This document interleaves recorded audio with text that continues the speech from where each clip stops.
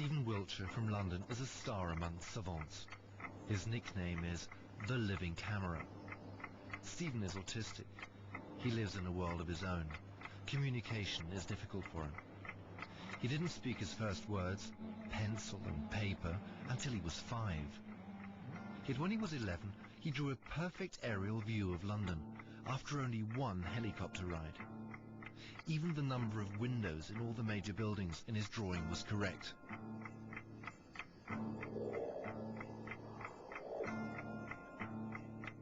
For this film, we're testing the living camera in Rome. Stephen has never seen the Eternal City from above before. After only a 45-minute helicopter flight, we'll ask him to draw a 5.5-yard panoramic picture of the historic city centre. Without having a second glance at it, Stephen has 3 days. In these 3 days, Stephen will have to keep thousands of details in his head. The innumerable cupolas, the tiny winding streets, all the balconies and windows of the endless array of houses, and each and every column and window arch of Rome's major sites, from the Pantheon to St. Peter's to the Colosseum.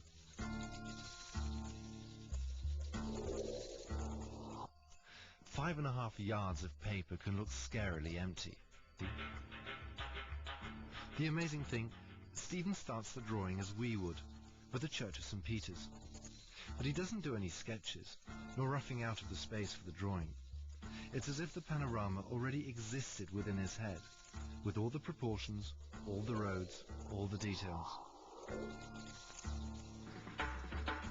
At the end of the second day, Stephen is a good halfway through his creation.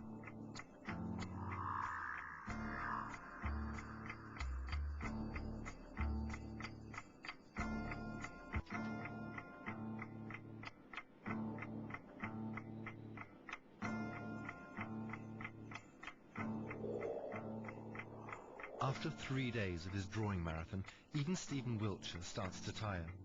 He has filled in more than 5 yards of paper in fine pencil. He has been restlessly aligning window to window and house to house, because Stephen loves to be applauded for his art. In the left corner, he's finally reached the ruins of the Forum Romanum. Stephen's sister Annette is rejoicing with him. He's made it. Obviously, he's pleased with his work. Yet our vexing question still remains. How precise was Stephen's ability to memorize? Is it really true that you could only see a single curve of the Tiber from above?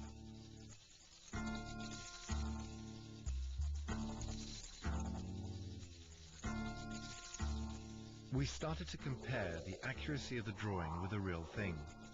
Is Stephen's version of St. Peter's cupola too dominant? Yet here again, like with the curve of the Tiber, Stephen is frighteningly right.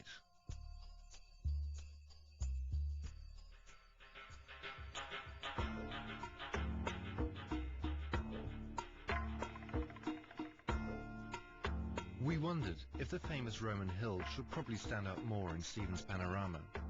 But again, Stephen had seen it better. From 1,000 feet up, the hills are, optically, almost level. Checking the Pantheon, we did discover some minor inaccuracies on the roof. But the number of columns of the portal is, again, absolutely correct.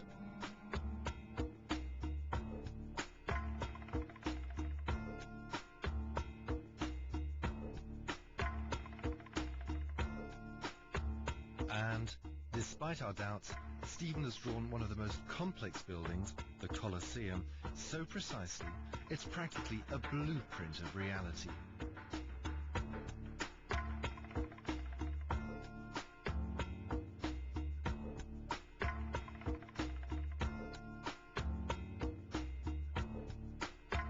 Stephen was also accurate in the instances we checked of nameless buildings and side streets. Had he had more time, his sister Annette believes, he would have put in even more detail.